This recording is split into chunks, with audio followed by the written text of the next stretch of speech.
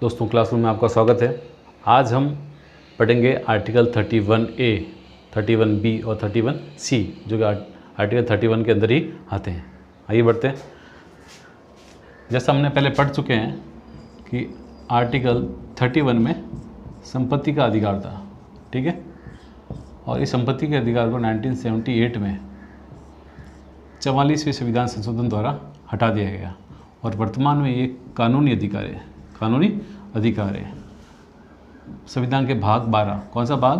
भाग 12 के 300A अनुच्छेद में, 300A अनुच्छेद में वर्तमान में संपत्ति के अधिकार की ये स्थिति है, ठीक है। आइए आगे बढ़ते हैं। तो 31 तो वर्तमान में मौजूद नहीं है, वर्तमान में है 31A। 31B हम पढ़ेंगे इसके साथ, 31B और 31C। 31A में क्या है?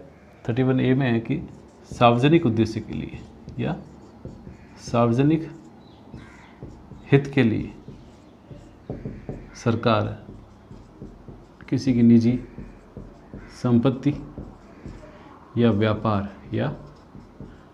का अधिग्रहण कर सकती है। सार्वजनिक उद्देश्य के लिए निजी संपत्ति का अधिग्रहण कर सकती है और निजी व्यापार का अधिग्रहण करके उसका राष्ट्रीयकरण कर सकती है। इसके साथ ये भी है कि निजी संपत्ति का अगर सरकार अगर अधिग्रहण करती है तो उसका मुआवजा भी देगी। क्या देगी? मुआवजा, ठीक है। यानी निजी भूमि का अगर अधिग्रहण कर लिया है तो सरकार उसके लिए मुआवजा भी देगी। यहाँ पर निजी भूमि की अगर बात आ रही है किसी भूमि की, तो हमें यहाँ ध्यान रखनी है सीलिंग सीमा। सीलिंग सीमा सरकार द्वारा निर्धारित वह सीमा होती है, किसी भूमि की वह सीमा होती है जितनी कोई व्यक्ति अपने पास भूमि रख सकता है, ठीक है। अब मुआवजे की अगर बात करें तो सरकार अगर अधिग्रहण करती है तो सीलिंग सीमा से कम है तो भी अधिग्रहण कर सकती है, यह ध्यान रखना है। और उससे ज़्यादा है तो भी अधिग्रहण कर सकती है। फ़र्क इतना सही है, सीलिंग सीमा तक अगर भूमि और उसका सरकार अधिग्रहण करती है तब मुआवजा दिया जाएगा। ये हमें यहाँ पर ध्यान रखना है, ठीक है। ये हो गया आर्टिकल 31A। अब 31B देखिए। 31B और 9वीं अनुसूची, संविधान में मूल रूप से 8 अनुसूचियाँ थी। 9वीं अनुसूची और 31B जोड़े गए 1951 में प्रथम संविधान संशोधन के द्वारा। और किसके द्वारा? अंतरिम संसद के द्वारा जोड़े गए। ये ध्यान रखना है, कोई प्रश्न अगर आए तो इसमें अंतरिम संसद ने 1951 में प्रथम संविधान संशोधन के द्वारा 31B और 9वीं अनुसूची जोड़ी। अब इसमें प्रावधान क्या है? इसमें प्रावधान है कि 9वीं अनुसूची में जोड़े गए विधेयक या बिल जिनको आगे जाके कानून बनाया जाता है, इन विधेयकों का न्यायिक पुनरावलोकन नहीं हो सकता। न्यायिक पुनरावलोकन नहीं हो सकता।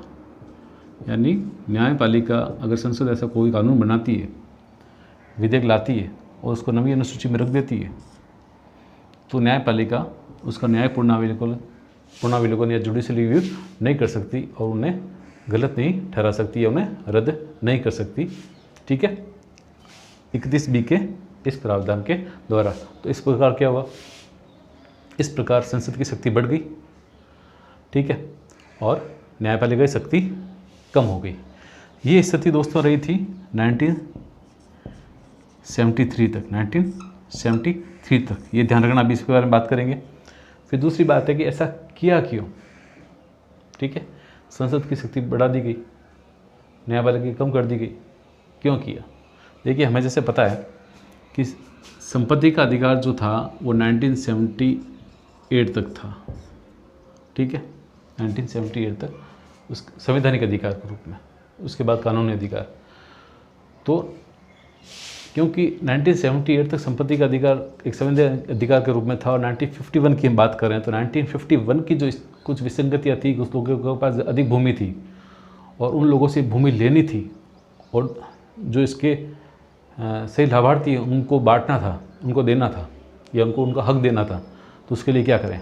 क्योंकि सरकार अगर उनसे भूमि ले लेती है तो वो अपने संपत्ति के अधिकार के तहत न्यायपालिका में चले जाएंगे या न्यायपालिका उसको कानून को या कार्य को गलत सिद्ध कर देगी।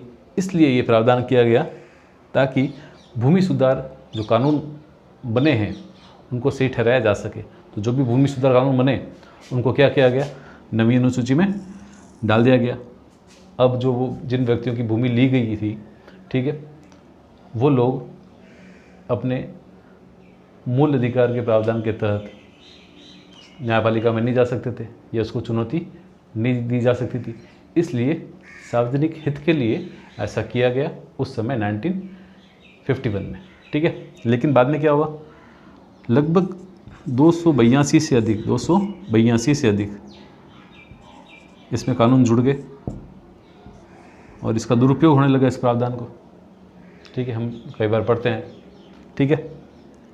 तब 1973 में 24 अप्रैल को केशवानंद भारती बना भारत सरकार, बाद में सर्वोच्च न्यायालय ने डिसीजन दिया कि 1973 तक जो कानून बन गए हैं वो तो ठीक है, लेकिन उसके बाद अगर इसमें कुछ जोड़ा जाता है तो उसका न्यायपालिका द्वारा न्यायपूर्ण अवलोकन किया जा सकता है, ठीक है। और हम जानते हैं कई बार कई सरकारों ने कुछ वर्गों को आरक्षण देने की कोशिश की, उनको लॉलीपॉप पकड़ाई, ठीक है, और उन्होंने क्या किया, नवीन सूची में डाल दिया। अब डाल तो सकते हैं आप, लेकिन न्यायपालिका उसका न्यायपूर्ण अवलोकन कर सकती है, उसकी तर्कसंगतता की व्याख्या कर सकती है। तो वो जो समय होता है इसमें डालने और न्यायपालिका द्वारा उसकी व्याख्या करने के द्वारा उसका उपयोग किया गया लोगों को गलत तरीके से संतुष्ट करने के लिए, या ऐसे कह सकते हैं उनको बेवकूफ़ बनाने के लिए, ठीक है। तो ये हुआ 31B में नवीन अनुसूची की हमने बात की, ठीक है। अब है 31C में प्रावधान, 31C में प्रावधान है कि 39B और 39C के उद्देश्यों की प्राप्ति के लिए, के एक बार इसमें जो भाषा उसको अपन देख लेते हैं, के उद्देश्यों की प्राप्ति के लिए आर्टिकल 19, 14, 19 और 31 में प्राप्त मूल अधिकारों का उल्लंघन किया जा सकता है। इसके द्वारा एक बार फिर संसद की शक्ति बढ़ गई, ठीक है। यानी संसद इन लक्ष्यों की खातिर जो DPSP में, नीति निर्देशक तत्व में लक्ष्य दिए हुए हैं सरकार को, उन लक्ष्यों की प्राप्ति के लिए मूल अधिकारों का उल्लंघन कर सकती है। कौन से, 14, 19 और 31। तो जब हम इसको पढ़ेंगे तो हमें ध्यान होना चाहिए कि इसमें क्या है, 39B और 39C में ये हमारे DPSP राज्य के नीति निर्देशक तत्वों के प्रावधान है।